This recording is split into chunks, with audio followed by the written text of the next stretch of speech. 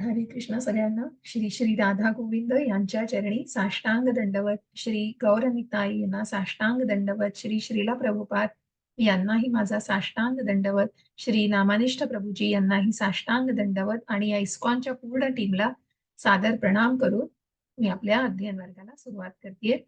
अध्याय 16 आज आपण सुरू करणार आहोत. तर खूप सुंदर असा 15वा अध्याय काल आपण पूर्ण केलेला आहे. आणि आज आपण पुढे 16व्या अध्यायाकडे चाललो आहोत. तर हे सगळं ज्ञान चालू आहे. ज्ञानाचा ओघ सुरू झालेलाच आहे दुसऱ्या अध्यायापासून. पण आता जो ज्ञानयोगाचा टप्पा आपण सुरू केलेला आहे 13व्या अध्यायापासून, त्यामध्ये सगळं ज्ञान घेऊन काय करायचंय हो? तर ज्ञान घेऊन या बद्ध आत्म्याला, या जीवात्म्याला निश्चितच या बद्धतेतून बाहेर काढायचंय. कारण मग त्या आध्यात्मिक मार्गाकडे जर जायचं असेल, कारण आपण म्हटलं की ममई वांशो जीव लोके जीवभूतः सनातनः, की सनातन आहे हो, हा जीव आहे, हा सनातन आहे.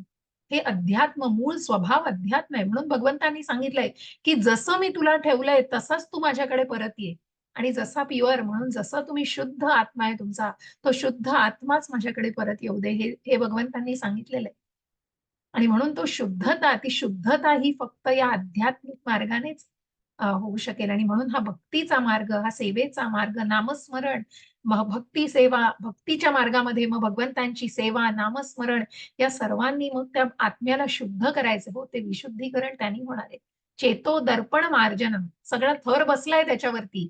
कारण पुन्हा आध्यात्मिक मार्गावरती आहोत, आध्यात्मिक ज्ञान घेतोय, पण पुन्हा उठून त्या मटेरियल, त्या भौतिक जगतामध्ये पुन्हा ते थर चढतातच आहेत हो. कुठेतरी वासनेचे, कुठेतरी कुठल्याही गोष्टीच्या आशेचे आणि अभिलाषेचे, हे सगळे स्तर बसतायत. मग म्हणूनच त्याला शुद्ध करायचंय. आणि म्हणूनच ती शुद्धता ही निश्चितच आपण या आध्यात्मिक मार्गावरती साधतोय. की हे जे ज्ञान घेतोय, हे ज्ञान भगवंतांनी सांगितलेलं आहे की काय आहे सत्व, रज आणि तम, 3 गुणांबद्दल आपल्याला विभाग करून सांगितलाय. आणि त्यानंतर मग आपण आता 15व्या अध्यायामध्ये ज्या पुरुषोत्तम योगाला, की प्रत्यक्ष भगवंतांविषयी आपण जाणलेलं आहे. आणि अहम सर्वस्य प्रभवो, भगवंतांनी 10व्या अध्यायातच म्हटलंय की जेव्हा चतुश्लोकी गीता सांगितली तेव्हा प्रत्यक्ष भगवंत आपल्या मुखकमलातून सांगतायत की मी सर्वोच्च नियंत्रक आहेत. मग माझे माझे विभिन्न जीव आहेत आणि माझे काही जे काही ओरिजिनल आहेत, म्हणजे त्यांची मूळ जी एक्सपान्शन आपण म्हणतो, त्याचे अवतार, की ज्याच्यामध्ये आपण रामावतार बघितलं, नरसिंहाचा अवतार बघितलं, हे सगळे त्यांचे अवतार आहेत. आणि त्यांची जी सेपरेट, म्हणजे त्यांच्यापासूनच, परंतु ते विभिन्न अंश म्हटलेले आहेत तिथे. आणि अंशच आहेत, पण विभिन्न अंश आहेत. आणि विभिन्न अंश कुठले? तर 84 लक्ष योनीतून ज्यांनी जन्म घेतला त्या सगळ्या जीवांमध्ये, प्रत्येक जीवामध्ये भगवंत क्षीरोदकशाही विष्णू म्हणून, या हे विष्णूचं तत्व हे प्रत्येक जीवामध्ये तिथे अस्तित्वात आहे. आणि तिथे तिथे ते उपस्थित आहे. कारण पंडिता समदर्शिना, जो हे सगळं बघतोय, तो खरं ज्ञान आहे त्याला. कारण जो प्रत्येक जीवात्म्यामध्ये त्या परमात्म्याला बघतो आहे. कारण हा जीवात्मा हा परमात्म्याचाच अंश आहे. म्हणून क्वालिटेटिव्हली आपण भगवंतांसारखे आहोत. पूर्णपणे जे गुणात्मक दृष्ट्या आपण निश्चितच भगवंतांसारखे आहोत, बट परिमाणात्मक दृष्ट्या नाही. आणि म्हणूनच ती जी क्वालिटी आहे, ती क्वालिटी आपल्याला परत मिळवायची आहे. कारण आपण या सगळ्या भौतिक जगतामध्ये ती सगळी क्वालिटी घालवतोय. कारण आपण कृष्णालाच विसरतोय हो. त्या विस्मरणाने, कारण सगळं असं स्ट्रगलिंग चाललंय. म्हणून ममैवांशो जीवलोके जीवभूत सनातनः, आणि कुठेतरी मनःषष्ठानी इंद्रियाणी, कारण ह्या मनासहित 5 इंद्रियांनी मन झगडतंय. स्वतःचं कुठेतरी अस्तित्व दाखवायला, कुठेतरी माझेपणा, माझा अहमपणा तो दाखवायचा आहे फक्त मला. तो अहमपणा सिद्ध करायची अशी ही धडपड चाललेली आहे. कशानी? तर या ज्ञानेंद्रियांनी आणि त्या मनाने. कारण त्या मनाला मार्गदर्शनच नीट मिळत नाही. त्या इंद्रिय, मन आणि बुद्धीवर सगळी वासना आहे हो. अभिलाषेची वासना आहे. म्हणून त्याला शुद्ध करायचंय. आणि ती शुद्धता ही फक्त या भक्तीच्या मार्गातूनच येणार आहे. या भगवत प्राप्तीतूनच येणार आहे. असं हे ज्ञान आपण घेतोय.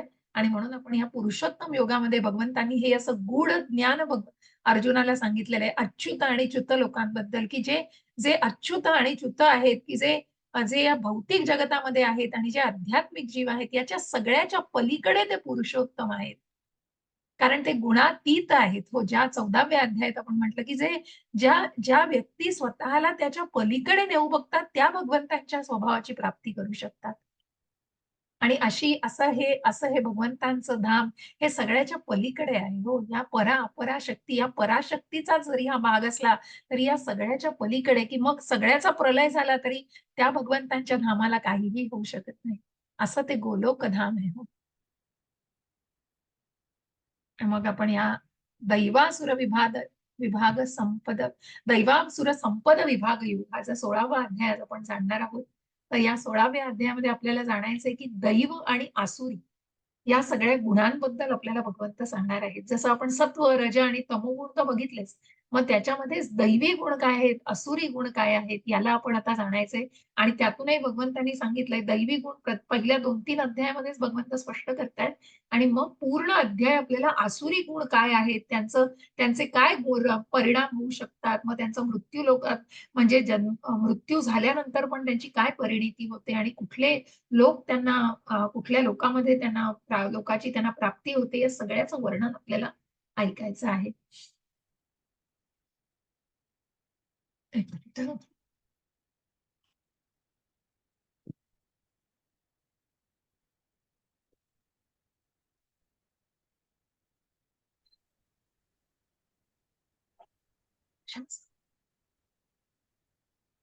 दैवासुर संपद विभाग योग, दैवी आणि आसुरी स्वभाव. आता श्री षष्ठ हा षष्ठ वाचतो. हा हा चालेल. षष्ठदशोध्याय हा वाचा ना माताजी सुरुवातीपासून. असे सुरुवात म्हणजे दैवासुर संपत्त विभाग योग, दैवी आणि असुरी स्वभाव. हरे कृष्ण माताजी. हरे कृष्ण. श्री भगवान उवाच अभयं सत्व संशुद्धिं ज्ञान योग व्यवस्थितिः दानं दमश्च यज्ञश्च स्वाध्यायस्तप आर्जवम् अहिंसा सत्यम क्रोधस्त्यागः शान्तिर्पैशुनम् दया भूतेष्वलोलुप्तं मार्दवं ह्रीं चापलम् तेजः क्षमा धृतिः शौचं द्रोहो नातिमानिता भवन्ति संपदं दैवीं बीजास्तस्य भारत. हरे कृष्ण. अभिजातस्य भारत. हा एक मिनिट माताजी. हा माझं मत. एक मिनिट. याचा अनुवाद वाचा. तात्पर्य बरंच मोठं आहे, तर आपण त्याचं संक्षिप्त स्वरूपामध्ये चर्चा करू माताजी. श्री भगवान म्हणाले, म्हणतो ना. हो वाच.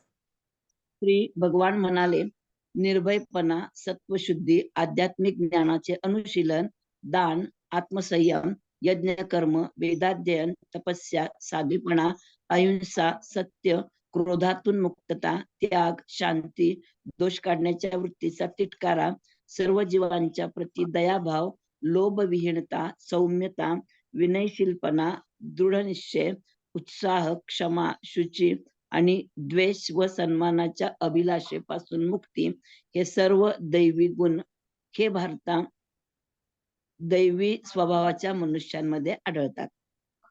हरिओम. हरे कृष्ण. हरे कृष्ण. तर आता तात्पर्यामध्ये प्रत्येक गुणाचं वैशिष्ट्य दिलेलं आहे. भगवंतांनी हे गुण सांगितलेले आहेत. तर म्हणून आपण तात्पर्य थोडस संक्षिप्त स्वरूपामध्ये त्याची चर्चा करू. निश्चितच आपण त्या गुणांना जाणून घेऊया की काय काय आहेत ते गुण आणि कशा प्रकारे भगवंत म्हणतायत. 15व्या अध्यायाच्या प्रारंभी भौतिक जगतरूपी वटवृक्षाचं वर्णन करण्यात आलं. या वृक्षापासून निघालेल्या अंगभूत मुळाची तुलना जीवाच्या शुभ आणि अशुभ कार्यांची करण्यात आली. आणि 9व्या अध्यायामध्ये देव आणि असुर यांचे वर्णन करण्यात आलेले आहे. वैदिक संस्कारां जसं आपण म्हटलं की मग ज्याला त्या त्या योनी कशा मिळतात, सत्व गुणाला कुठल्या योनी म्हणतात, रजोगुणाला, तमोगुणाला, आणि मग कशा प्रकारे जे देवांची पूजा करतात त्यांना देवलोकात, जे पितृंची पूजा करतात त्यांना पितृलोकामध्ये, भूतप्रेतांची पूजा करतात त्यांना त्या भूतप्रेत योनीमध्ये जन्म मिळतो. त्यानंतर जे कशा प्रकारे तर अशा अशा या निरनिराळ्या लोकामध्ये त्यांना जन्म मिळतो असं दिलेलं आहे. आणि म्हणूनच जे माझी पूजा करतात जे ते निश्चितच माझ्या धामाची प्राप्ती करतात भगवंतांनी सांगितलंय. आणि म्हणूनच इथे आपल्याला जाणून घ्यायचंय, वैदिक संस्कारानुसार मोक्ष पथावर अग्रेसर होण्यासाठी सत्वगुणी कर्मांना शुभदायी मानण्यात आले आहे. अशा क्रियांना दैवी प्रकृती असे म्हटले आहे. जे दैवी प्रकृतीमध्ये स्थित आहेत ते मोक्ष पथावर प्रगती करतात. या उलट जे लोक रजोगुणी आणि तमोगुणी कर्म करीत आहेत त्यांना मोक्ष प्राप्तीची शक्यताच नाही. त्यांना एकतर या भौतिक जगतात मनुष्य प्राणी म्हणून राहावे लागते, अथवा पशु योनी किंवा त्याहूनही खालच्या योनीमध्ये त्यांचे पतन होते. त्या 16व्या अध्यायामध्ये भगवंत दैवी प्रकृती आणि तिचे गुण आणि आसुरी प्रवृत्ती व तिचे गुण या दोहोंचे वर्णन करतात. त्यांच्या या गुणांच्या लाभ हानीचाही निर्देश केला आहे. मग आपल्याला वर्णाश्रम पद्धती थोडीशी आपण जाणून घेऊया. वर्णाश्रम धर्मामध्ये संन्याशाला सर्व वर्णांचा आणि आश्रमांचा प्रमुख किंवा आध्यात्मिक गुरु मानण्यात येते. मग जसं आपण कालच्याही अध्यायात बघितलं, की त्या संन्याशाला की त्या प्रकारे ती त्यांनी सगळं ते ज्ञान प्राप्त केलेलं आहे. परिपूर्ण ज्याला म्हटलेलं आहे. ब्राह्मणाला क्षत्रिय, वैश्य, शूद्र या वर्णांचा आध्यात्मिक गुरु मानण्यात येते. परंतु वर्णाश्रमाचा प्रमुख असणारा संन्यासी हा ब्राह्मणांचाही आध्यात्मिक गुरु असतो. संन्याशांसाठी सर्वप्रथम आवश्यक गुण म्हणजे निर्भयपणा होय. संन्याशाला विना आश्रया एकटेच राहावे लागते. त्याला केवळ जे आपण अष्टांग योगातही जाणलेलं आहे. त्याला केवळ भगवत कृपेवर विसंबून राहावे लागते. जर मनुष्याला वाटत असेल, की मी सर्व संघ परित्याग केल्यावर माझे रक्षण कोण करील, तर त्याने संन्यास स्वीकारू नये. मनुष्याला पूर्ण दृढ विश्वास असला पाहिजे, की भगवान श्रीकृष्ण अंतर्यामी परमात्मा रूपाने प्रत्येक जीवाच्या हृदयात उपस्थित आहेत. ते सर्व काही पाहत आहेत आणि मनुष्य काय करू इच्छितो हे सुद्धा ते जाणतात. हे सुद्धा ते जाणतात. मनुष्याला पुरी खात्री पटली पाहिजे. श्रीकृष्ण हे परमात्मा रूपाने त्यांना शरणागत झालेल्या जीवात्म्यांची काळजी घेतात. मनुष्याला वाटले पाहिजे, की मी कधीच एकटा नसेन. मी जरी घनदाट अरण्यात राहिलो, तरी श्रीकृष्ण मला साथ देतील आणि सर्व प्रकारे माझे रक्षण करतील. या दृढ निश्चयालाच अभयम असे म्हटले आहे. संन्यासाश्रमी मनुष्याची मनोवृत्ती ही अशी असणे आवश्यक आहे. मग आता हे जे सगळे गुण दिलेले आहेत, हे सगळे गुण इथे अपेक्षित आहेत, जे कृष्ण भावनेमध्ये आहेत आणि जे दैवी प्रकृतीमध्ये ज्या सत्व, रज आणि तम याच्यामध्ये जी सात्विकता आहे, ती या दैवी गुणांनी संपन्न आहे आणि तेच मोक्ष प्राप्तीला जाऊ शकतात. पण जे रजो आणि तमो गुण आहेत, जे कुठेतरी अभिलाषेमध्ये आहे, तमोगुण तर अंधकारामध्ये आहे, त्यांच्या मोक्ष प्राप्तीची शक्यताच राहत नाही. कारण ते आयदर त्या पृथ्वी लोकावरती परत येतात किंवा मग त्यांना नरक योनी किंवा त्यांच्याही खालच्या लोकाची प्राप्ती होते. दैवी गुणांनी युक्त असा जन्म प्राप्त झालेल्या संदर्भात योजिलेला अभिजात्यस्य हा शब्द सारगर्भित आहे. दैवी वातावरणात मुलाला जन्म देणे याला शास्त्रांमध्ये गर्भधान संस्कार असे म्हटले जाते.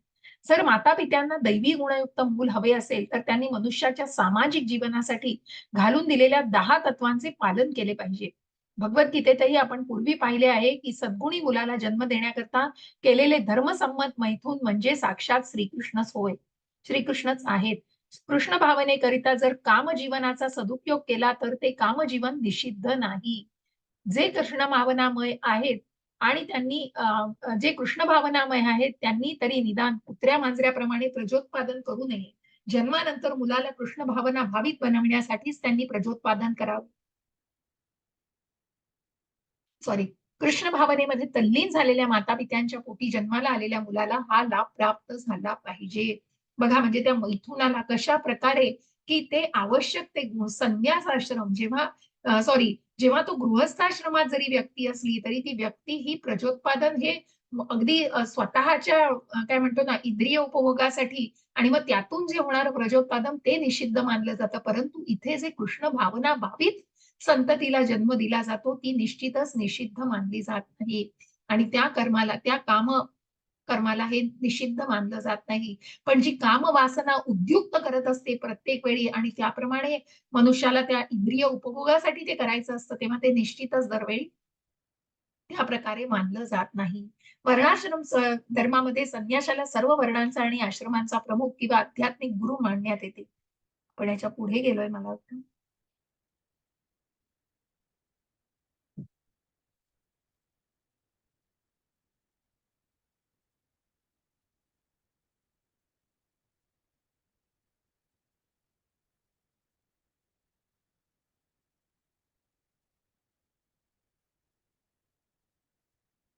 हे प्रत्येक गुणाचं आता वर्णन केलेलं आहे. ज्ञान योगेन व्यवस्थित म्हणजे ज्ञानाच्या अनुशीलनामध्ये संलग्न असणे.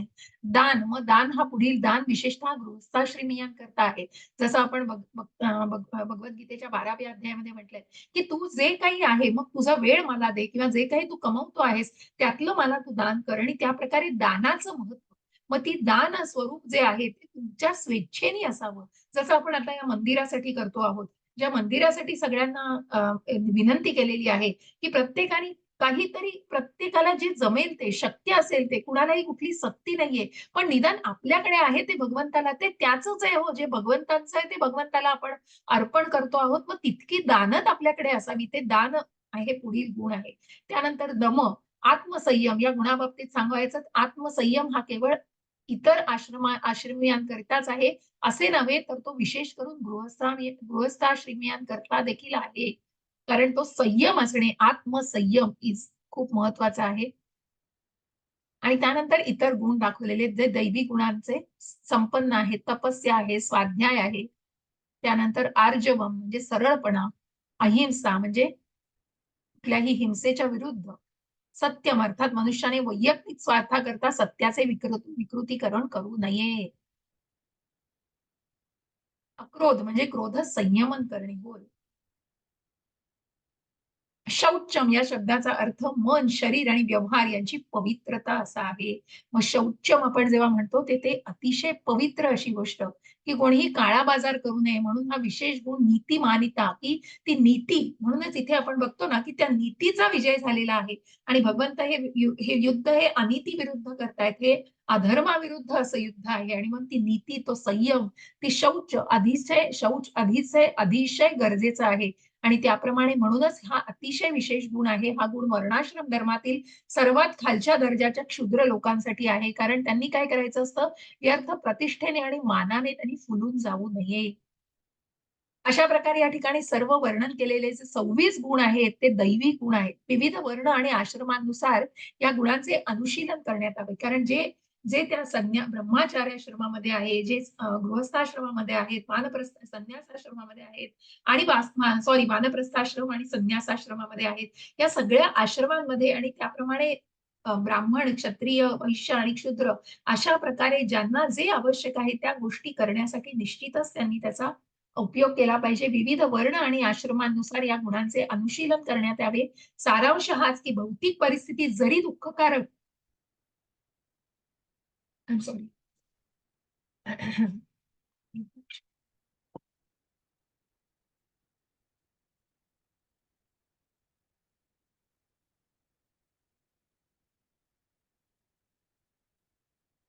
आणि म्हणूनच या ठिकाणी जे वर्णन केलेले 26 गुण आहेत, विविध वर्ण आणि आश्रमानुसार या गुणांचं अनुशीलन करण्यात यावे. असा सारांश याचा असाच आहे, की भौतिक परिस्थिती ही किती हे दुःखालयम आहे, अशाश्वतम आहे, तरी सर्व वर्गातील लोकांनी या गुणांच्या अभ्यासाद्वारे विकास केला, तर हळू आध्यात्मिक साक्षात्काराच्या सर्वोच्च स्तरावर ते प्रगत होऊ शकतात. हा स्तर आहे हो. तुम्ही बेबी पावलांनी जा, अगदी छोट्या-छोट्या बाळाच्या पावलांनी जा. पण निदान प्रगती करा आणि ती प्रगती स्वतःला दिसू द्या, स्वतःमध्ये स्वतः जाणवा.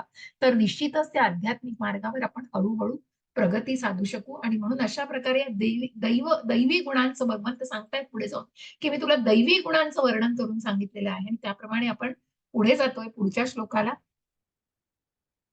दंभो दर्पोऽभिमानश्च क्रोधः पारुष्यमेव च अज्ञानं चाभिजातस्य पार्थ संपदमासुरीम्. हरे कृष्ण रीना माताजी. हरे कृष्ण. हे पार्था, दंभ, उर्मटपणा, अभिमान आणि अज्ञान हे आसुरी प्रकृतीत जन्मलेल्या लोकांचे गुण आहेत. हरे कृष्ण माताजी. हरे कृष्ण. वाचाल माताजी तात्पर्य. हो माताजी. तात्पर्य: या श्लोकात नरकामध्ये जाण्याच्या राजमार्गाचे वर्णन करण्यात आले आहे. आसुरी लोक जरी नियमांचे पालन करीत नसले तरी त्यांना धार्मिकतेचा व आध्यात्मिक विज्ञान विकासाचा देखावा करायची इच्छा असते. त्यांना आपल्याकडील शैक्षणिक पात्रतेचा किंवा संपत्तीचा सदैव अभिमान असतो. इतरांनी आपली पूजा करावी आणि आपल्याला मान सन्मान आवाज वस्तुतः तुटतोय थोडा ते माताजी तुमचा. मान देण्यायोग्य हा, नसतात. आवाज येतच नाही, हळू येतो एकदम. थोडा तुटतोय तुमचा आवाज मधून. आता येतोय माताजी? हा, आता येतो. वस्तुतः ते मान देण्यायोग्य नसतातच. क्षुल्लक गोष्टीवरून ते क्रोधित होतात. आणि अत्यंत कठोरपणे बोलतात. काय करावे आणि काय करू नये हे त्यांना कळत नाही. ते आपल्या इच्छेनुसार व लहरी खातर काहीही करतात आणि कोणतेही प्रमाण मानित नाहीत. मातेच्या उदरात त्यांची शरीरे असल्यापासूनच त्यांनी हे आसुरी गुण धारण केलेले असतात आणि जसे जसे ते वाढत जातात तसे तसे हे सारे अशुभ गुण प्रकट करतात. हरे कृष्ण माताजी. हरे कृष्ण.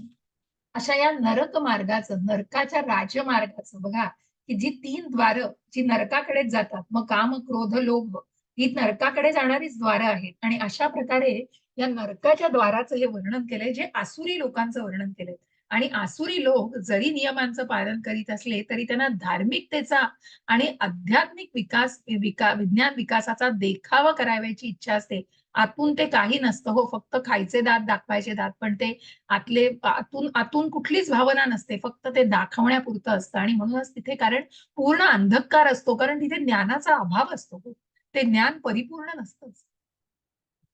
क्षुल्लक गोष्टीवरून ते क्रोधित होतात, अत्यंत कठोरपणे बोलतात, काय करू नये, काय करावं हेही त्यांना नक्की कळत नसतं, कारण संभ्रमात असतात. तो सतत त्या मनाच्या संभ्रमामध्ये असतात. आणि मातेच्या उदरात त्यांची शरीरे असल्यापासूनच त्यांचे हे आसुरी गुण त्यांनी धारण केलेले असतात. कारण कुठेतरी त्या गोष्टीला सुरुवात झालेली असते आणि त्यामुळे त्याप्रमाणेच त्यांचे ते गुण त्यांना प्राप्त झालेले असतात आणि ते जसे-जसे वाढत जाते तसे ते अशुभपणे प्रकट होत जातात. अशा प्रकारे या आसुरी लोकांचं वर्णन भगवंतांनी केलेलं आहे. हरे कृष्ण. माधुरी माताजी वाचा. श्लोक वाचू ना 5वा. हां, वाचा, वाचा.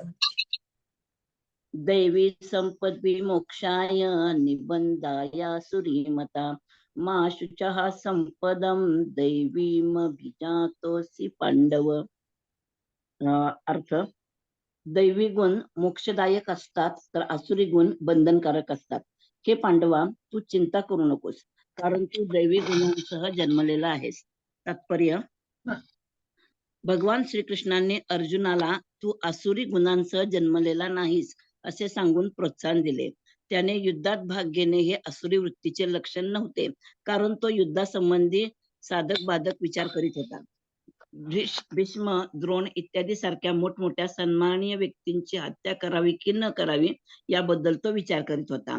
यावरून कळून येते की तो क्रोध, खोटी प्रतिष्ठा किंवा कठोरपणाच्या आहारी गेलेला नव्हता. म्हणून तो आसुरी वृत्तीचा नव्हता. क्षत्रियांनी शत्रूवर बाण सोडावे ही गोष्ट दैवी समजली जाते आणि अशा कर्तव्यांपासून परावृत्त होणे हे आसुरी असल्याचे मानले जाते. यास्तव अर्जुनाला विलाप करावयाचे कोणतेही कारण नव्हते. वर्णाश्रम धर्माच्या नियामक तत्वांचे पालन करणारी कोणतीही व्यक्ती दैवी प्रकृतीमध्ये स्थित असते. हरे कृष्ण माताजी. हरे कृष्ण. आणि म्हणूनच मग अर्जुनाला भगवंत सांगतायत, की तू काळजी करू नकोस, कारण तू दैवी युगामध्ये, तू दैवी कुळामध्ये जन्मलेला आहेस आणि म्हणूनच त्याने युद्धात भाग घेणं हे आसुरी, कारण इथे कुठेतरी अधर्माच्या विरुद्ध अर्जुन युद्ध करणार होता. तो युद्धासंबंधी साधक-बाधक विचार करीत होता. भीष्म, द्रोण इत्यादींसारख्या मोठमोठ्या यांची सगळ्यांची हत्या, कारण त्या ज्या कारणांसह तो बोलत होता, की त्याच्या मनात करुणा होती, त्याला पाप वाटत होतं, आपण जर गुरुहत्या केली तर आपल्याला पाप लागेल. आणि यावरून कळून येते, की तो क्रोध, खोटी प्रतिष्ठा किंवा कठोरपणाच्या म्हणजे या कुठल्याच गोष्टीच्या तो आहारी गेलेला नव्हता.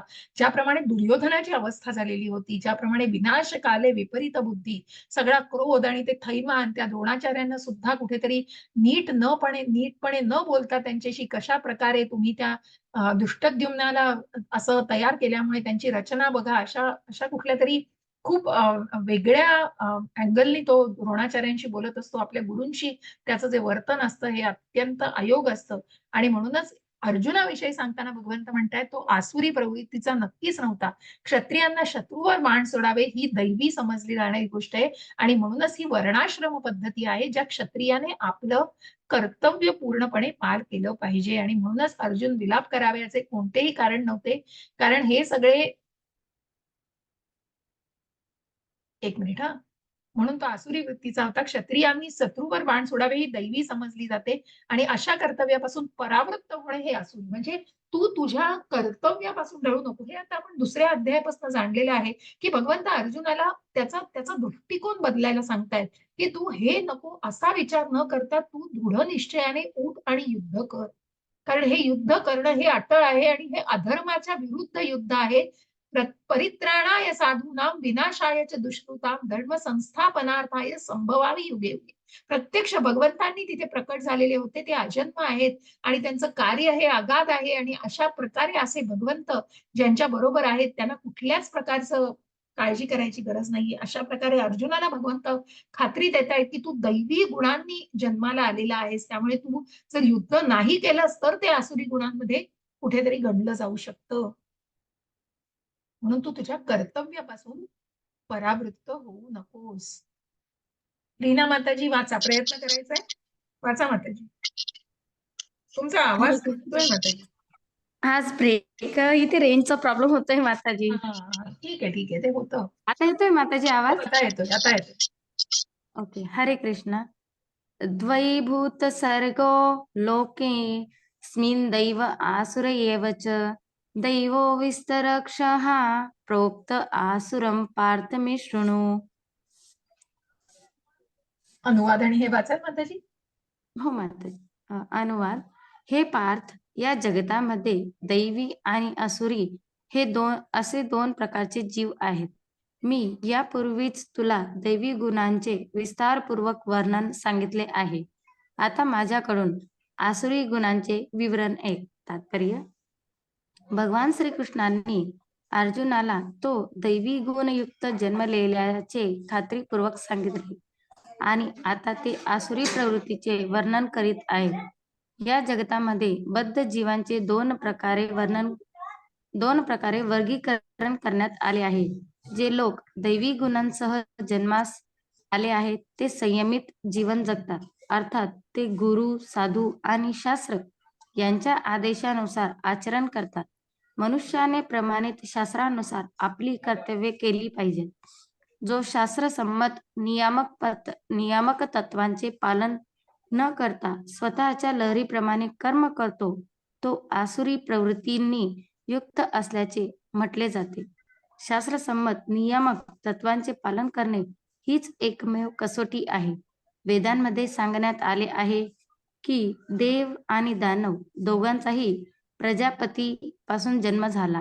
या दोहोतील फरक हाच आहे की एक वर्ग वेदसंमत आदेशांचे पालन करतो तर दुसरा करीत नाही. हरे कृष्ण माताजी. हरे कृष्ण. आणि म्हणूनच जेव्हा अर्जुनाला अश्युरन्स केलंय आता भगवंतांनी की तू दैवी गुणांनी जन्माला आलेला आहेस, मनुष्याने प्रमाणित शास्त्रानुसार आपली कर्तव्य केली पाहिजेत. जो शास्त्र संमत नियामक तत्वांचे पालन न करता स्वतःच्या लहरीप्रमाणे कर्म करतो तो आसुरी प्रवृत्तींनी युक्त असल्याचे. कारण मी म्हणेनच तीच पूर्व दिशा. मग त्या शास्त्रांचा, वेदांचा कुठलाही अभ्यास नसतो आणि शास्त्र संमत नियामक तत्वांचे पालन करणे हीच एकमेव कसोटी आहे. आणि म्हणून देव आणि दानव या दोघांचाही प्रजापतीपासून जन्म झाला. या दोघोतील फरक हाच आहे. एक वर्ग वेदसंमत आहे, आदेशांचे पालन करतो, तो दुसरा करीत नाही. देव आणि दानव यांचाही जन्म हा प्रजापतींपासून झालेला आहे आणि त्याप्रमाणे देव हे काय आहेत, दैवी प्रकृतीचे आहेत, पण दानव हे आसुरी प्रवृत्तीचे आहेत. हा फरक आहे त्यांच्यामध्ये. आणि म्हणूनच या फरकांचं आणि या गुणांचं आपल्याला वर्णन जाणून घ्यायचंय की काय असतात हे आसुरी प्रवृत्तीचे लोक आणि काय काय आचरण करू शकतात ते.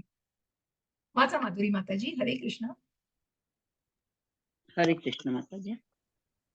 प्रवृत्तिं च निवृत्तिं च जनान विदुरासुरः न शौचं नापि चाचारो न सत्यं तेषु विद्यते.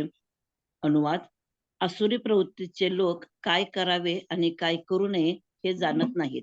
शुचिवृत्तपणा, सदाचार तसेच सत्यही त्यांच्यामध्ये आढळत नाही. तात्पर्य. प्रत्येक सुसंस्कृत मानव समाजात शास्त्रसंमत विधिविधाने आहेत आणि त्यांचे प्रारंभापासूनच पालन केले पाहिजे. विशेषतः वैदिक संस्कृतीचा स्वीकार करणाऱ्या आणि अत्याधिक सुसंस्कृत मानल्या जाणाऱ्या आर्य लोकांमध्ये जे शास्त्र विधानांचे पालन करीत नाहीत त्यांना असुरी मानले जाते.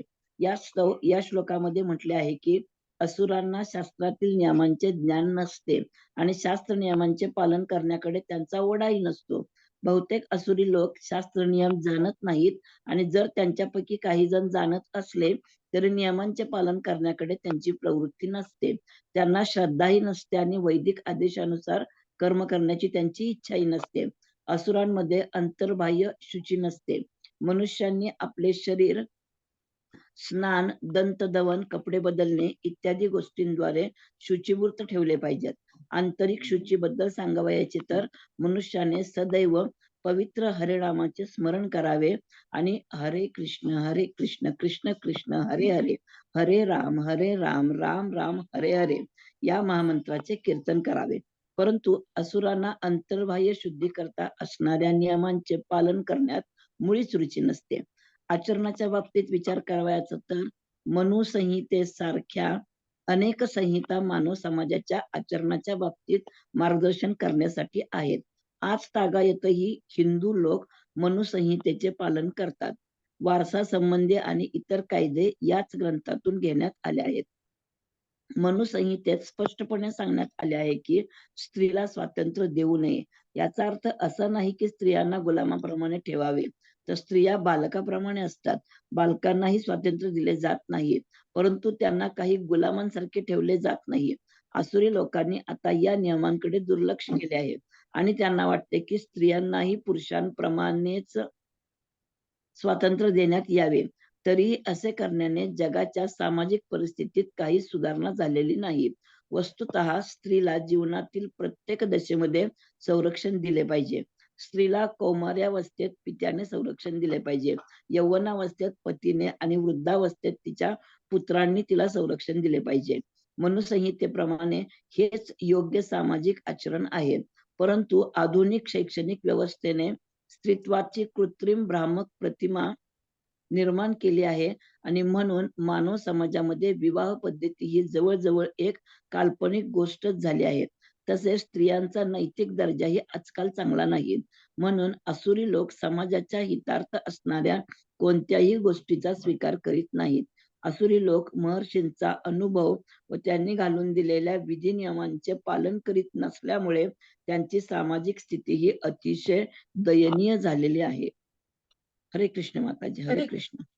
हरे कृष्ण. अशा प्रकारे बघा की कशा या आसुरी लोकांचं वर्णन केलेलं आहे आणि म्हणूनच स्त्रियांना गुलामाप्रमाणे ठेवावे, तर स्त्रिया बालकाप्रमाणे, की कशा प्रकारे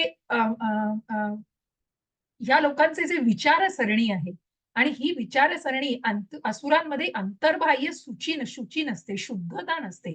मनुष्याने आपले शरीर, मग अंतर्बाह्य शुचिर्भूतता काय असते, तर बाहेरून तुम्ही अगदी साबणाने स्वच्छ अगदी स्वतःला धुवून काढाल, आतलं काय, अंतर्मन शुद्ध करणं हे गरजेचं आहे. आणि ते अंतर्मन, त्या मनाला मार्गदर्शन करायचे, हो त्या मनाला त्या भक्ती मार्गावरती आणायचे. मन, इंद्रिय आणि ती बुद्धी यांच्यावरती सगळी वासना बसतीये. आणि म्हणूनच मग ज्या प्रकारे आसुरी प्रवृत्तीचे लोक जे तमोगुणांमध्ये असतात, त्यांच्यामध्ये तर पूर्णपणे अज्ञान, अंधकार असतो. म्हणून ही शुचिर्भूतता खूप गरजेची आहे आणि ती अंतर्बाह्य, आंतरिक ती कशाने, तर हरे कृष्ण कृष्ण कृष्ण हरे हरे, हरे राम राम राम हरे.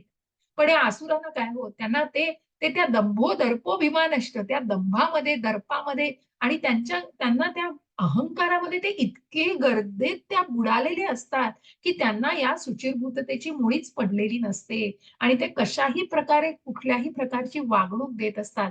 मग खऱ्या परिस्थितीप्रमाणे जर सिस्टमॅटिकली गेलं तर स्त्रीला कशा प्रकारे कौमार्य अवस्थेमध्ये पित्याने, मग गृहस्थाश्रवस्थामध्ये की लग्न झाल्यानंतर मग पतीने, यौवनावस्थेत आणि वृद्धावस्थेत तिच्या मुलाने रक्षण दिले पाहिजे.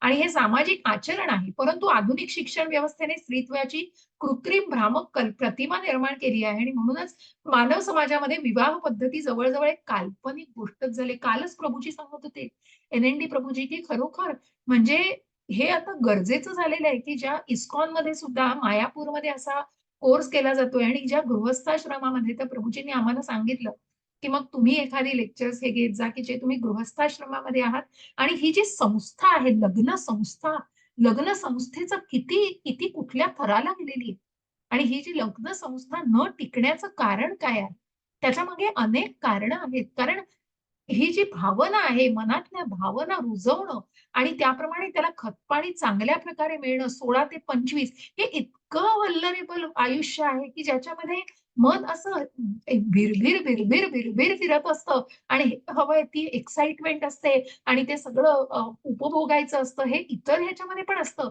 पण या ठिकाणी काय असतं, मन खूप दोलायमान असतं. हे करू का नको, चांगलं का वाईट, या गोष्टीतला बिलकुल पूर्णपणे ती मॅच्युरिटी यायला वेळ, ती ती ती प्रगल्भता यायला खूप वेळ लागत असतो. आणि म्हणून त्या उत्तम आध्यात्मिक गुरुकडून ज्ञान, उत्तम गुरुकडून ज्ञान घेणं आणि आपल्या आप्तांकडून त्यांच्याबद्दल जाणणं, की पूर्वी बघा किती या गोष्टींना महत्व होतं, की घरामध्ये मोठी माणसं आहेत, त्यानंतर संध्याकाळी परवचा, संध्याकाळी पूर्ण शुभम करोती, सगळी रामरक्षा, हे सगळ्या गोष्टी म्हटल्या जायच्या आणि त्याप्रमाणे मग त्याच्या पाठीमागून परवचा म्हटला जायचा, सगळे पाढे, हे सगळं नियम होते. ह्याच्यामध्ये किती तथ्य होतं. कारण ही कुठेतरी सिस्टम होती, की जी सगळ्यांना एकत्र बांधून ठेवत होती, की ज्याप्रमाणे घरातले जरी आई-वडील कुठे बाहेर गेले असले, तरी घरातले आजी-आजोबा मुलांना चांगल्या प्रकारे चांगले संस्कार घडवायला, त्यांना चांगलं घडवण्यासाठी, कारण जसं त्या कुंभाराचं मडकं असतं ना ते मातीचं, आणि तसं त्या मातीला आकार कसा देऊ, तसा तो आकार देणं चालू असतं हो. आणि म्हणून ते खूप गरजेचं आहे. समाजाच्या हितार्थ हे खूप गरजेचं आहे. पण आसुरी लोक महर्षींचा अनुभव व त्यांना घालून दिलेल्या विधी-नियमांचं पालनच करायला तयार नसतात. कारण ते आसुरी वृत्तीत, कारण तिथे पूर्ण अंधकार असतो हो. तिथे पूर्णपणे ती प्रवृत्ती इतकी रसातळाला गेलेली असते, की कुठल्याही चांगुलपणाचं आणि कुठल्याही सात्विकतेचं तिथे कुठे काही अंश देखील राहिलेला नसतो आणि त्यामुळे ते भगवंतांना शरण जाणं तर खूप पुढची गोष्ट आहे. आणि त्यामुळे मग ती सामाजिक स्थिती अतिशय दयनीय झालेली आहे. मग ते लोकं काय करू शकतात बघा, असत्यं प्रतिष्ठं ते जगदाहुरनीश्वरम् अपरस्पर संभूतं किमन्यत् कामहैतुकम्. हरे कृष्ण. त्यांची भावना बघा काय असते. हरे कृष्ण माताजी. ते म्हणतात की हे जगत असत्य व निराधार आहे आणि परमेश्वर नावाचा कोणीही याचे नियंत्रण करीत नाही. एक त्यांचे सेकंड. म्हणणे आहे की हो माताजी.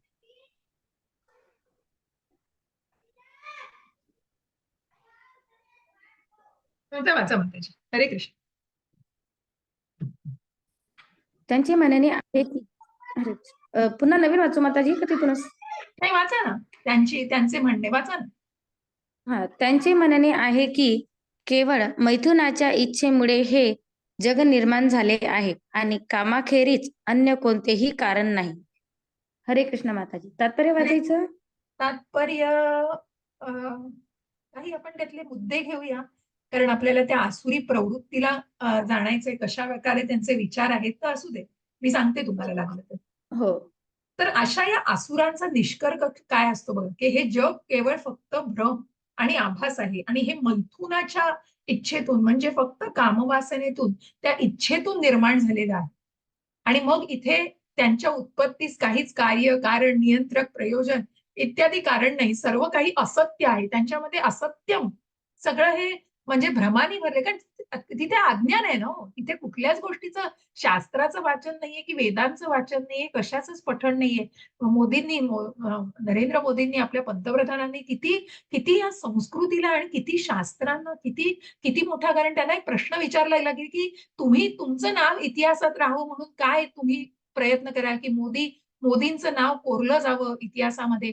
तर मोदी म्हणतात, की इतकं इतकं हे सखोल आहे, की मी म्हणजे किती हो कीटक मुंगीप्रमाणे आहे आणि मी फक्त माझं, की एखाद्याला जी नेमून दिलेली कामं असतात त्याप्रमाणे मी माझं कर्तव्य करणं महत्वाचं आहे. ही किती विचारांची प्रगल्भता आहे, ही महत्वाची आहे हो. हे ज्ञानाने येतंय, अभ्यास आहे त्यांचा. आज राम जन्मभूमीमध्ये राम प्रतिष्ठेच्या वेळेला, प्राणप्रतिष्ठा करण्याच्या वेळेला 11 दिवस ज्यांनी उपवास, म्हणजे फक्त नारळाच्या पाण्यावरती होते आणि फक्त जमिनीवर झोपले. हे तप फक्त अशीच असेच लोक, शुद्ध मनाची लोक करू शकतात. आणि ती किती गरजेची गोष्ट आहे. आणि म्हणून मग अशा ज्या अविचारी लोक असतात, आसुरी प्रवृत्तीचे, ते म्हणतात, की प्राकृत सृष्टीची उत्पत्ती काही विशिष्ट आकस्मिक क्रिया प्रतिक्रियांमुळे होते. परमेश्वराने विशिष्ट हेतू करता या सृष्टीची रचना केली आहे असे त्यांना वाटतच नाही.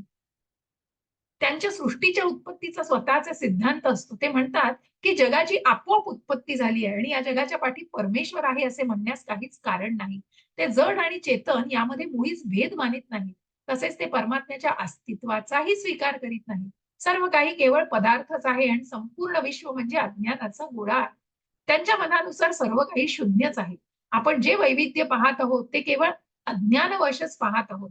ते निश्चितपणे मानतात की या सृष्टीतील वैविध्य म्हणजे अज्ञानाचं प्रदर्शनच आहे. इतकं सगळं अहंपणाने भरलेलं असतं हो. तिथे कुठेच भगवंतांच्या अस्तित्वाची जाणीव नसते. मग ज्याप्रमाणे घामापासून आणि मृत शरीरातून काहीही कारण नसताना अनेक जीव बाहेर येतात, त्याप्रमाणे भौतिक सृष्टीतील पदार्थाच्या संयोगातून सर्व सजीव प्राण्यांची निर्मिती झाली आहे. म्हणून या अभिव्यक्तींचं कारण म्हणजे भौतिक प्रकृती आहे आणि या व्यतिरिक्त इतर कोणतेही कारण नाही, अशी कुठली तरी भ्रामक कल्पना आहे बघा त्यांची. त्यांच्या दृष्टीने केवळ पदार्थांच्या संयोगानेच जीवांची निर्मिती झालेली आहे आणि आत्म्याच्या अस्तित्वाचा तर तिथे प्रश्नच उद्भवत नाही. या श्रीकृष्णांच्या वचनावर त्यांची श्रद्धाच नसते की मय्याध्यक्षेण प्रकृती ही सूयते स चराचरम. भगवद्गीतेत श्रीकृष्ण म्हणतायत, माझ्या अध्यक्षतेखाली संपूर्ण भौतिक सृष्टी कार्य करते. ज्या 9व्या अध्यायामध्ये आपण जाणलं की भौतिक सृष्टी हे भगवंतांच्या अधीन आहे, त्यांच्या इच्छेअधीन आहे. या श्रीकृष्णांच्या वचनावर त्या आसुरी लोकांची श्रद्धाच नसते. आसुरांना या भौतिक सृष्टीच्या उत्पत्तीचे परिपूर्ण ज्ञानच नसते, हे दुसऱ्या शब्दात सांगितलेले आहे. प्रत्येक आसुरी व्यक्तीचा स्वतःचा असा एक सिद्धांत असतो. त्यांच्या दृष्टीने एक शास्त्रार्थ दुसऱ्या शास्त्रार्था इतकाच प्रमाणभूत असतो, कारण शास्त्रांचा एकच प्रमाणभूत असा अर्थ असतो हे त्यांना मान्य नाही. कारण त्यांच्यामध्ये त्याचं वाचनच नसतं, त्याचं ज्ञानच नसतं तितकं. अशा प्रकारे ते स्वतःला त्याप्रमाणे जे मी म्हणेन ती पूर्व दिशा, अशा सगळ्या निष्कर्षांना ते ठरवून मोकळे झालेले असतात. एतां दृष्टिमवष्टभ्य नष्टात्मानोऽल्पबुद्धयः प्रव प्रभवन्त्युग्र कर्माणः क्षयाय जगतो हितः. सॉरी, वाचा माधुरी माताजी. श्लोक तुम्हाला वाचायचा होता, पुढचा वाचा. हरे कृष्ण माताजी. हरे कृष्ण. अनुवाद. अशा निष्कर्षांचे अनुगमन करीत स्वतःचा नाश उडवून घेतलेले आणि अल्पबुद्धी असुरी लोक जगाचा विनाश करण्याकरता अहितकारी व उग्र कर्मांमध्ये संलग्न होतात. तात्पर्य वाचू माताजी. एक मिनिट माताजी. हा वाचा माताजी, चालेल. हे सगळं आसुरी लोकांचेच वाचा वाचा. तात्पर्य. जगाचा विनाश होईल असे कर्म करण्यात असुरी लोक रत झालेले असतात. या श्लोकामध्ये भगवंत सांगतात की असुरी लोक हे अल्पबुद्धी आहेत. परमेश्वराच्या अस्तित्वाची कल्पनाही नसणाऱ्या भौतिकवादी लोकांना वाटते की आपण प्रगती करीत आहोत, परंतु भगवद्गीतेनुसार असे लोक अज्ञानी आणि विचारशून्य आहेत. ते भौतिक जगताचा अधिकाधिक उपभोग घेण्याचा प्रयत्न करतात आणि म्हणून इंद्रिय तृप्ती करता ते सदैव नवीन नवीन साधनांचा शोध घेण्यात मग्न झालेले असतात. अशा प्रकारचे भौतिक शोध करणे म्हणजे मानव समाजाची प्रगती झाली असे मानण्यात येते. तथापि अशा संशोधनाचा परिणाम म्हणजे लोक हे पशु आणि इतर लोकांच्या बाबतीत अधिकाधिक क्रूर आणि हिंसक होत आहेत. एकमेकांशी कसा व्यवहार करावा याची त्यांना जाण नाही. आसुरी लोक विपुल प्रमाणात पशुहिंसा करतात. अशा लोकांना जगताचे शत्रू मानले जाते, कारण शेवटी ते अशा गोष्टीचा शोध लावतील किंवा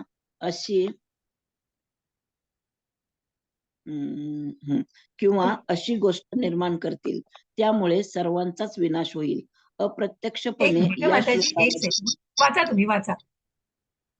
अप्रत्यक्षपणे या श्लोकामध्ये आण्विक शस्त्रास्त्रांच्या संशोधनाची पूर्वसूचनाही दिली आहे आणि आता संपूर्ण जगाला आण्विक शस्त्रास्त्रांचा अत्यंत गर्व आहे. कोणत्याही क्षणी युद्ध होऊ शकेल आणि आण्विक स्फोटके सर्व काही उद्ध्वस्त करू शकतील. अशा गोष्टी केवळ जगताच्या विनाशार्थ निर्माण केलेल्या असतात आणि हेच या ठिकाणी दर्शवण्यात आले आहे.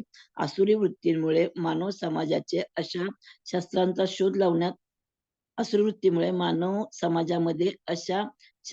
शोध लावण्यात आला आहे.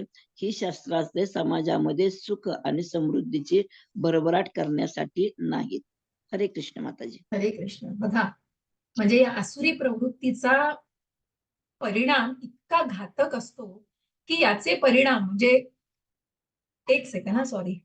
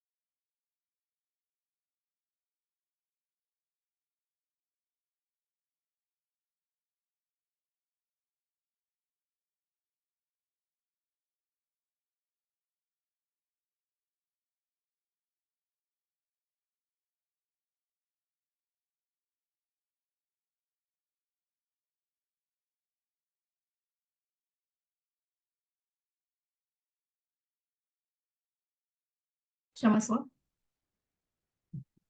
तर अशा या संशोधनाचं म्हणजे आता कशा प्रकारे जगाचा विनाश होईल असं कर्म करण्यात, कारण कुठेतरी ती प्रवृत्तीच आसुरी, या आसुरी म्हणतो सुर आणि आसुर, या इथेच आपल्याला कळतं की ही आसुरी प्रवृत्ती इतकी घातक आहे.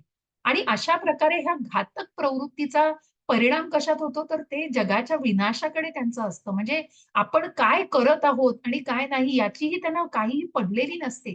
त्यांना ते ते इतके अविचारी झालेले असतात, की मग अशांचं मन इतकं ते दुसऱ्या कह्यामध्ये जाऊ शकतं, की आपण म्हणतो ना, की ज्या नक्षलवादी लोकांना, ज्या जे कोणी हे दहशतवादी लोक आहेत आणि अशा लोकांना ज्याप्रमाणे तयार केलं जातं, त्यांच्या मेंदूला, कारण त्यांचं मन त्यांच्या ताब्यातच नसतं आणि तशा प्रकारे त्यांच्या मेंदूला कसंही वळवलं जाऊ शकतं. त्यांना कुठल्याही प्रकारचं, कशाही प्रकारे, कारण त्यांचं मनाचा पूर्णपणे बुद्धीचा नाश झालेला असतो.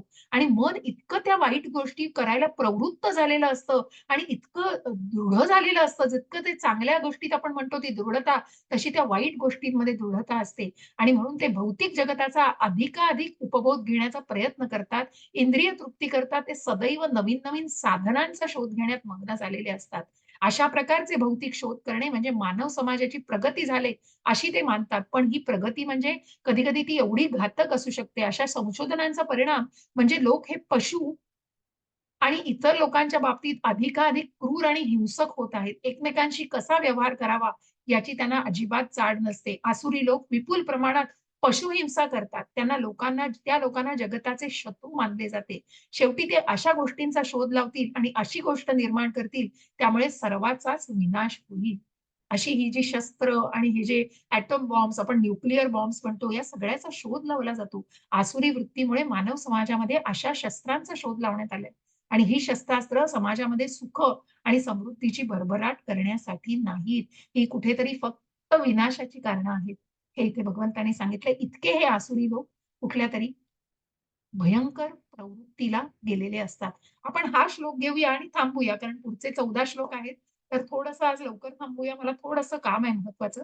तर आपण हा श्लोकानंतर थांबूया आणि उद्या आपण अध्याय नक्की पूर्ण करूया. माताजी, हां, बोला माताजी. हरे कृष्ण. मी आधीच हा प्रश्न विचारते. आता तुम्ही जे म्हटले, आता इथे भगवद्गीतेत सांगितले आहे की हे जे आण्विक बॉम्ब वगैरे हे जे काही करतात, हां. हरे कृष्ण माताजी. समोरच्याने जर तुमचा आपल्याला प्रश्न केला तर आपल्याला उत्तर द्यावं लागतं. जसं नाही, आता तुमचा आवाज मध्ये तुटला माताजी. पुन्हा बोला. आता येतोय माताजी? हां, आता येतोय. मध्येच तुमचा आवाज तुटतोय का? हा, इथे थोडासा आज रेंज प्रॉब्लेम येतोय हो, ना. हो. बोला माताजी. मी जसं म्हणते ना, मागे आता पुलवामा हमला झाला माताजी. बरोबर. तर त्याला पण प्रत्युत्तर देणं तर भागच असेल ना माताजी? माताजी, हे कसं आहे, हे भगवंत सांगतात, जसं अधर्माविरुद्ध धर्माचं युद्ध. बरोबर ना? युद्ध का झालं कुरुक्षेत्रावर? हां, कारण हां, त्या हां, अधर्माचा नाश करायचा होता. तसंच हे करणं खूप गरजेचं आहे. पण ते जे हां. ज्यांनी केलं, आधी जे कृत्य केलं, ते ते खूप घातक होतं. ते खूप भयंकर होतं आणि त्याला प्रत्युत्तर देणं भाग होतं. आणि म्हणून त्याला त्या प्रकारे प्रत्युत्तर देण्यात आलं आणि म्हणून त्या अधर्मींचा नाश करण्यात आला. म्हणून जसं भगवंतांनी दिलंय, की कुरुक्षेत्रावरती त्या अधर्मींचा नाश करण्यात आलेला आहे. आणि म्हणून त्या प्रवृत्तीचा नाश करणं खूप गरजेचं आहे माताजी. आणि म्हणून या भौतिक जगतामध्ये म्हणजे इथे आपण बघतोय, की हे सगळं मैथुनाने म्हणजे सगळ्या या दंभ, दर्प म्हणजे इथे आपण कधी-कधी या भौतिक जगतामध्ये आपण या थराला आता गेलेलो आहोत, की कोण चांगलं वाईट ह्या सुद्धा गोष्टी आपल्याला खूप म्हणजे करण्यासाठी जड जातात. कारण इतकं सगळं भ्रामक कल्पनांनी आणि इतकी राजकीयता याच्यामध्ये आहे प्रत्येक याच्यामध्ये, की प्रत्येक कोणीच धुतल्या तांदळासारखा नाही हो माताजी. आणि म्हणून ती सात्विकता, ती राजसिकता आणि तामसिकता याच्यामध्ये राजसिक आणि तामसिक ही वृत्तीच आपल्याला बळावलेली दिसते. ती सात्विक वृत्ती खूप कमी दिसते. म्हणून तर ही कृष्ण भावना प्रत्येकाच्या मनात जोपासणं किती गरजेचं आहे. येतंय लक्षात माताजी? म्हणून ही जी आसुरी मग प्रवृत्ती आहे दहशतवाद्यांची, नक्षलवाद्यांची आणि हे जे चुकीच्या पद्धतीने वागतायत, कारण ते सगळे अज्ञानात जगतायत. हो, तिथेच मी कन्फ्यूज झाली होती. मग जसं आता आपल्या इकडच्या इंडियन वाल्यांनी त्यांना प्रत्युत्तर दिलं, तर मग ते दैवी गुण म्हटलं जाईल ना माताजी? ते दैवी गुणच म्हटले जातील या लेवलला मी नाही सांगू शकत आता तुम्हाला. नक्की मी पुन्हा काही माझ्या सिनियर माताजींना विचारून पण हा प्रश्न सांगेन. पण तिथे सात्विकता नाहीये निश्चितच. कारण कुठेतरी तो रिव्हेंज घेतलाय, कुठेतरी तो बदला घेतल्याची भावना आहे. पण निश्चितच हो त्या चुकीच्या लोकांना मारलेलं आहे, ती प्रवृत्ती नाश करण्याचा प्रयत्न केलेला आहे. तर तिथे निश्चितच त्या चांगल्या भावनेने केले, पण तिथे कुठेतरी सकाम कर्म आहे, तिथे कुठेतरी बांधलंय. मग कुठेतरी निश्चितच तिथे सात्विकता आहे. अगदी दैवी गुण आपण म्हणू की नाही मला नक्की सांगता नाही येणार, पण निश्चितच कारण या ज्या दंभ दर्प तिथे कृष्ण भावना मिसिंग आहे हो माताजी. तिथे तिथे ती हो भावना कुठल्या परिस्थितीमध्ये आहे, ही भावना ज्ञानाने आहे. परंतु निश्चितच तुमच्या प्रश्नाला मी थोडं अजून नीट सखोल उत्तर सुद्धा देऊ शकेन उद्या माझ्या माताजींशी कन्सल्ट करून सिनियर यांच्याशी. कारण कुठेतरी दैवीपणा मला याच्यात दिसत नाहीये. सकाम गोष्टींनी केलेली आहे ती गोष्ट. पण निश्चितच चांगल्या भावनेने केलेली ती भावना निश्चित चांगली आहे. कारण ज्या वाईट भावनेने त्यांनी हल्ला केला त्या भावनेला प्रत्युत्तर करणं खूप गरजेचं होतं. हे महत्वाचं आहे माताजी. हो माताजी ठीक कळालं. आहे. हं? हो हरे कृष्ण. तर आपण हा शेवटचा श्लोक घेऊया. काममाश्रित्य दुष्पूरम दंभमानमदान्वितः मोहात गृहीत्वा सद्ग्राहान् प्रवर्तन्ते शुचिव्रतः. हरे कृष्ण माताजी वाचाल. हरे हरे कृष्ण कृष्ण. माताजी. हरे कृष्ण. अच्छा सॉरी वाचा. कधीही तृप्त न होणाऱ्या कामाचा आश्रय घेऊन गर्व, खोटी प्रतिष्ठा आणि मदामध्ये डुंबत मोहित झालेले आसुरी लोक अनित्य गोष्टींमुळे आकर्षित होऊन सदैव अशुचिवृत्त कर्म करण्यास व्रतस्थ झालेले असतात. तात्पर्य वाचू माताजी. वाचा वाचा. तात्पर्य असुरी मनवृत्तीचे वर्णन या श्लोकामध्ये करण्यात आले आहे. असुरी लोक आपल्या कामवासनेने कधीही तृप्त होत नाहीत. विषयोपभोग घेण्यासाठी ते आपल्या कधी न तृप्त होणाऱ्या इच्छांना एकसारखे वाढवित असतात. क्षणभंगूर गोष्टींचा स्वीकार केल्यामुळे ते सदैव जरी चिंताग्रस्त असले तरी मोहामुळे ते अशी कर्मे करीतच राहतात. आपण चुकीच्या दिशेने मार्गक्रमण करीत आहोत याचे त्यांना मुळी ज्ञानही नसते आणि याबद्दल ते काही सांगूही शकत नाहीत. अनित्य गोष्टींचा स्वीकार करून असे आसुरी लोक स्वतःच एका परमेश्वराची निर्मिती करतात आणि स्वनिर्मित मंत्रांचे उच्चारण करतात. परिणामतः ते लैंगिक भोग आणि धनसंचय या दोन गोष्टींकडे अधिकाधिक आकर्षित होतात. या संदर्भात अशुची व्रत हा शब्द अतिशय महत्वपूर्ण आहे. असे आसुरी लोक मदिराक्षी, द्यूत आणि मांसाहाराकडे आकर्षित होतात आणि याच त्यांच्या अशुचीभूत सवयी असतात. अभिमान आणि खोट्या प्रतिष्ठेने उन्मत्त झाल्यामुळे ते वेदांशी असहमत असणाऱ्या तथाकथित धर्माचा पुरस्कार करतात. असे लोक जरी जगामधील अत्यंत घृणास्पद लोक असले तरी जग त्यांच्या कृत्रिमपणे मिथ्या मान सन्मान करते.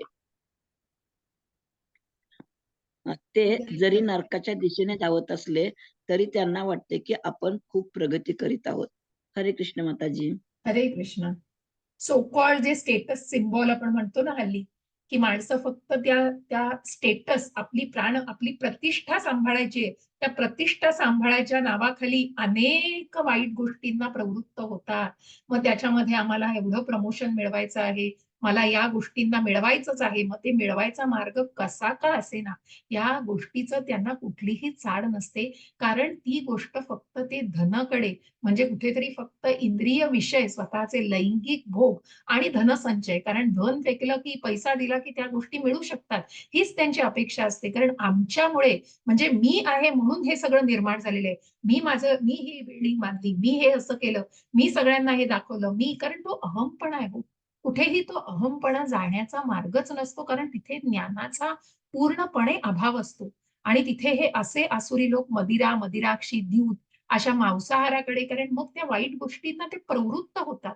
आणि तशा प्रकारे ते इतके मग निर्भीडपणे म्हणजे त्यांना वाटतं त्या गोष्टी करतोय त्याच्यामध्ये काहीही वावगं नाहीये आणि त्याच गोष्टीला तो त्या प्रगतीचा मार्ग धरतात आणि त्याप्रमाणे ते स्वतःची प्रगती साधण्याचा प्रयत्न करतात. कुठेतरी त्यांना तो मिथ्या मान सन्मान पण मिळत राहतो. कारण आजूबाजूचे लोक काही न बोलता त्यांचाही त्याच्यामध्ये कुठेतरी स्वार्थ असतो म्हणून तो मिथ्या कुठेतरी मान सन्मान दिला जातो आणि त्यांना वाटतं ते आपण आपली प्रगतीच करतो आहोत.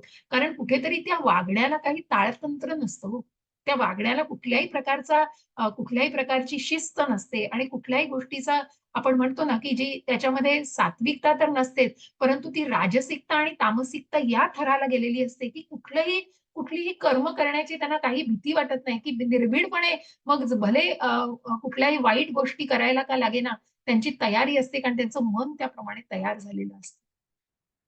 आणि ते मन कशामध्ये असतं? कारण तिथे पूर्णपणे कामवासना असते. म्हणून आपण त्या रथाची नेहमी जेव्हा आठवण करत होते, नेहमी त्या रथाची आठवण करा, की ते ज्या इंद्रिय आहेत, मनाच्या दोऱ्या आणि त्या मनाच्या दोऱ्या बुद्धीच्या हातात आहेत. इंद्रिय मनांच्या ताब्यात, मन बुद्धीच्या ताब्यात आहे. पण तिथे आत्म्याचा तर आत्मिक पातळीवर तर काहीच संबंध पण नसतो. पण फक्त ते मन, बुद्धी आणि इंद्रिय ही सुद्धा सगळी कामवासनेने मध्ये बुडून गेलेली असतात. कारण तिथे पूर्णपणे ज्ञानाचा अभाव असतो आणि म्हणूनच त्यांना त्या खोट्या प्रतिष्ठेच्या मागे लागलेले असतात, पण त्यांना तीच त्यांची प्रगती वाटते. कारण तिथे कुठे त्यांना ते ते ज्ञान त्या गुरूंकडून ज्ञान घ्यावं ही सुद्धा त्यांना बुद्धी नसते. कारण ती सगळी रजो आणि तमोगुणातली व्यक्ती असतात. त्यामुळे त्यांना त्याचा बिलकुल काय म्हणतात ना, त्यांना त्याच्या तिथे भगवंतांच्याच अस्तित्वाला ते मानत नाहीत, तर त्याच्या पुढचं ते ज्ञान वगैरे तर पुढची गोष्ट आली. आणि अशा प्रकारे या लोकांचं मग फक्त अधोगतीलाच जात राहतात लोक. पण त्यांना वाटत असतं ते प्रगती करतायत. अशा प्रकारे कुठेतरी त्या खोट्या अहंकारामध्ये ते जगत असतात. तर आपण क्षमस्व थोडं आधी थांबवतो एक 10-15 मिनिटं. पण आपण उद्या अध्याय पूर्ण करू. 24 श्लोक आहेत त्याच्यामध्ये. तर हा सगळ्या दैवी आणि दैवी गुण तर पहिल्या 2-3 श्लोकामध्ये आहेत. पण सगळ्या आसुरी लोकांची परिणिती मग पुढे जाऊन आपण मृत्यूनंतरही या लोकांची परिणिती काय होऊ शकते, की त्या गोष्टींना पण आपण जाणून भगवंतांनी त्याचंही ज्ञान दिलेलं आहे. तर आपण हे सर्व जाणूया. मी इथे शेअरिंग थांबवते आणि रेकॉर्डिंग थांबवते. तर थोडंसं काम आहे म्हणून एक 10 मिनिटं आधी संपवते.